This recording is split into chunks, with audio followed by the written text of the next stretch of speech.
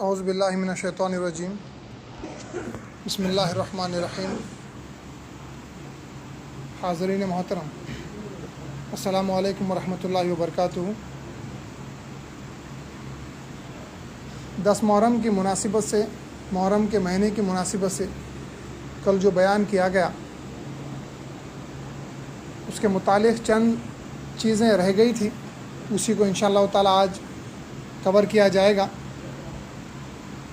कौम महदविया जिनके ऊपर इमामुना मेहदी मऊद अलैहिस्सलाम का सदक़ा है और आपका ये अमल रहा है, जिसको कौम आपकी इत्तिबा में हर साल मुहर्रम में 10 तारीख़ को जो रंजिशें दिल की होती हैं, जो इख्तलाफात होते हैं लोगों में, उसको दूर करती है। जिसको हमारे पास बोला चला माफ़ करने का जो तरीक़ा चलता हुआ आ रहा है, उसके मुतालिक एक नक़ल लुलु वल मरजान में नक़ल मौजूद है, उसकी तशरीह भी मौजूद है। असल नक़ल मुआरिजुल विलायत की है। नक़ल है हज़रत मीरा मेहदी मऊद अलैहिस्सलाम ने अपने असहाब की जमात ने फ़रमाया, ए भाइयों, ये बंदा तुम्हारे दरमियान मुद्दत दराज तक रहा है, अगर मुझसे कोई क़सूर हुआ हो तो माफ़ कर दो, और मैंने जो कुछ कहा और किया हुक्म खुदा से कहा और किया, मेरी तरफ़ से कुछ न था। तो इमामुना मेहदी मऊद अलैहिस्सलाम ने अपने भाइयों से यानी सहाबा मेहदी मऊद अलैहिस्सलाम से, देखिए जी, आप खलीफतुल्लाह हैं, आप मासूम अनिल ख़ता हैं, फिर भी आप ये दर्स दे रहे हैं, उम्मत को तालीम दे रहे हैं, कौम को, कि इस तरीक़े से अपने भाइयों से, रिश्तेदारों से, दीनी भाइयों से, दोस्तों से जो रंजिशें दिल की होती है उसको जो है माफ़ करवाना है। उसी के ताल्लुक़ से सैयद खुदा बख्श रुजी साहब रहमतुल्लाहि ताला अलैह लिखते हैं कि अल्लाह तबारक व तआला का इरशाद सूरह हुजरात में है कि इन्नमल मुअमिनूना, कि बेशक मोमिनीन आपस में भाई होते हैं। इस आयत की दलालत इस अमर पर है कि हर मुसलमान दूसरे मुसलमान को, खा वो उसका हकीकी भाई हो या इलाक़ी या रज़ाई या महज दीनी बरादरी रखता हो, नस्बन हकीकी भाई के बराबर काबिल इज़्ज़त व लिहाज समझे। एहयायन एक दूसरे से रंजिश की सूरत पेश आए तो रंजिश का सबब जिसकी तरफ से पैदा हुआ है, जिसकी तरफ से गलती हुई है, उसको लाजिम है कि उस सबब को दूर करके अपने कौल व फ़ेल या बोले चाले की माफ़ी का उस शख्स से तालिब हो जो उससे आज़ुदा खातिर हो गया हो, जिसकी वजह से जिस बंदे को तकलीफ़ हुई, जो सबब पैदा किया, जिससे गलती हुई, उसको लाजिम है क्या जाए और जो है बंदे से जो है बोला चला माफ़ कराए, जिसका दिल उसकी बदसलूकी से टूट गया हो। वरना सबब नफ़रत को बाकी रखते हुए कोई किसी से बोला चला माफ़ नहीं करा सकता। यानी वो चीज़ को बरकरार दिल में रखते हुए खाली ज़बानन जो है बोला चला माफ़ करवा लेना, ये तरीक़ा हमारा नहीं है, और अपने ज़िम्मे जो मुआख़ज़ा हो उससे बरी नहीं हो सकता। यानी एक बंदा अगर किसी को तकलीफ़ दिया और वो हसद हो या जलन हो या इख्तिलाफ़ हो दिल में रखा हुआ है, सिर्फ ज़बानी रास्ते में मस्जिद में कहीं भी मिल गए, बोला चला माफ़ का हाथ मिला लिया और निकल गया, लेकिन वो वजह दिल में अभी बाकी है। वो जो तुम तकलीफ़ दिए थे वो सच्ची मोहब्बत के साथ आप अल्लाह को हाजिर नाज़िर जानते माफ़ नहीं कराए, लेकिन अगर वैसा नहीं कराए तो यकीनन उसकी पकड़ अभी क़यामत में बाकी है, अभी बाकी रहेगी, जब तक के खुलूस से दिल इखलास के साथ अगर आप माफ़ ना करवाए। ग्रोह महदविया का ये ख़ास तरीक़ा है कि मुहर्रम की 10वीं तारीख़ सुबह सुबह नमाज फ़जर के बाद लोग एक दूसरे से मिलकर अपना बोला चाला माफ़ करवाया करते हैं, जिसकी वजह से दिलों की रंजिशें दूर होकर आपस में एक दूसरे से सबका साफ दिल रहना लाजिम हो जाता है। तो ये वजह है हम 10वीं तारीख़ को सुबह सुबह एक दूसरे से जो है बोला चला माफ़ करवाते हैं। इसमें शर्त यह है कि जिसकी वजह से गलती हुई उन्हें जाए और जाके जो है माफ़ करवाए, या उमूमन आम लोगों से, रिश्तेदारों से भी बंदा जो है बोला चला माफ़ करवा सकता है। देखिए, हुज़ूर सल्लल्लाहु अलैहि वसल्लम का एक बड़ा प्यारा अमल है, सीरत इब्न हिशाम, जो सबसे क़दीम सीरत है नबवी, उसमें जो है वाक़या लिखा हुआ है। इब्न ईसा कहते हैं कि बदर की जंग में ख़ुद हुज़ूर सल्लल्लाहु अलैहि वसल्लम सफ़ों को बराबर करते थे और आपके दस्ते मुबारक में एक छड़ी थी, आपके हाथ में एक छड़ी थी, उससे आप लोगों को बराबर करते थे। तो सवाद के पास से गुज़रे, एक साहबी के पास से गुज़रे, तो ये सबसे बाहर निकले हुए थे, थोड़ा सा आगे निकले हुए थे। उसी छड़ी से आपने सल्लल्लाहु अलैहि वसल्लम ने उनके पीठ की तरफ इशारा करके पेट की तरफ इशारा करके फरमाया, ए सवाद, सफ़ के बराबर खड़े हो। और वो लकड़ी जो हुजूर सल्लम के हाथ में थी सवाद के पेट से लगी। सवाद ने अर्ज़ किया, या रसूल सल्लम, आपने मुझको तकलीफ़ पहुँचाई है, उसका बदला मुझको दीजिए। साहबी बोल रहे हैं, आपने मुझे जो है तकलीफ़ पहुँचाई, उसका बदला मुझको दीजिए। आपको अल्लाह ने हक़ और अदल के साथ मबूस फरमाया है। हुजूर सल्लम ने फरमाया, ने उसी वक़्त अपनी पीठ खोल कर सवाद के आगे कर दिया, पेट खोल कर सवाद के आगे कर दिया। सवाद ने शिकम मुबारक यानी पेट मुबारक को बोसा दिया और अपनी आँखों और चेहरे को उस पर खूब मला। हुजूर सल्लम ने फरमाया, है सवाद, ये क्या हरकत तुमने की है? सवाद ने अर्ज़ किया, या रसूलुल्लाह सल्लम, हुजूर देख रहे हैं कि ये क्या वक़्त है। मैंने चाहा कि इस आखिरी वक़्त में, आखिरी वक़्त चल रहा है, आखिरी वक़्त में मैं हुजूर के जिस्म से मेरा जिस्म मस कर दूँ। हुजूर सल्लम ने उनके वास्ते दुआए खैर फरमाई। यानी जब किसी से गलती हुई तो हुजूर सल्लम से अगरचे की गलती नहीं हुई, लेकिन सहाबी का मुतालबा ये था कि जो मुझे तकलीफ़ हुई है उसका बदला दीजिए। तो हुजूर सल्लम ने वही चीज़ आपके सहाबी के आगे कर दी, लेकिन उनका इरादा कुछ और था।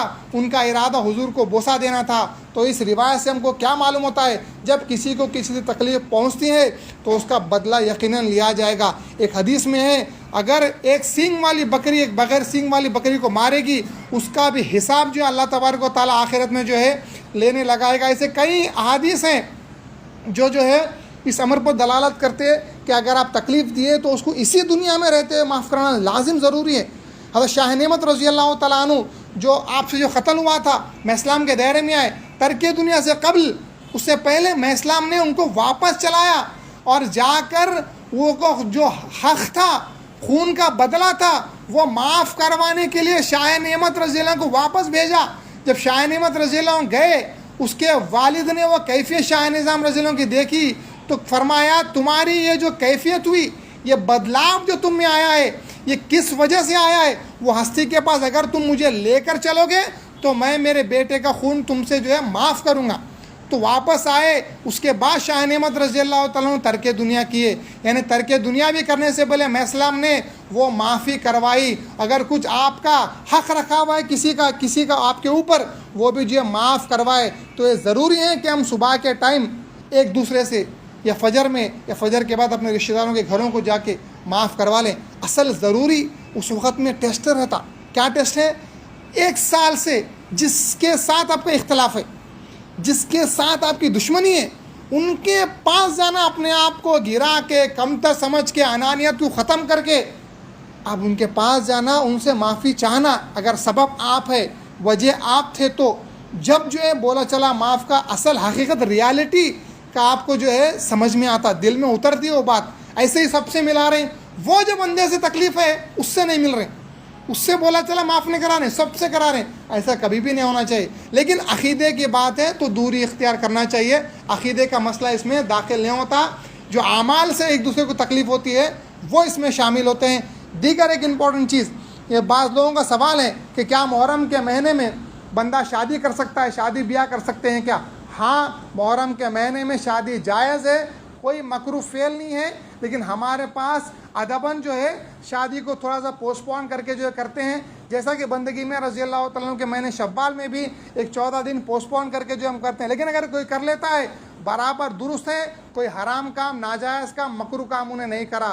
दीगर एक और सवाल पेश आता है हमेशा कि क्या मुहर्रम के 10 तारीख को जो शरबत वगैरह बाँट सकते हैं? कि हाँ, आप हजरत की नीयत करके, इमाम हुसैन और दीगर शहदाए करबला की नीयत करके आप शरबत वाक़ई में जो है पिला सकते हैं। लेकिन शियाओं का ये जो अक़ीदा है वो आपके दिल में नीयत नहीं रहना कि इससे शहदा की प्यास बुझेगी, नौज़ुबिल्लाह, ऐसे अक़ीदे नहीं रखना। और रोड जो बनाए थे उसके ऊपर भी अगर नियाज़ करें हजरत की, वो भी चीज़ जो आप कर सकते हैं। कुछ भी अगर चीज़ खिलाना है, खैरात करना अल्लाह के राह में, तो आप वो बराबर हजरत की नीयत करते हुए, तमाम शहदाए करबला की नीयत करते हुए वो भी आप जो है अमल कर सकते हैं। ये देवबंदियों के पास नाजायज़ होगा, गैरों के पास नाजायज़ है, लेकिन अक्सर अहले सुन्नत बरेलवियों के पास और हम महदवियों के पास भी ये नियाज़ वगैरह करना बिल्कुल जायज़ है।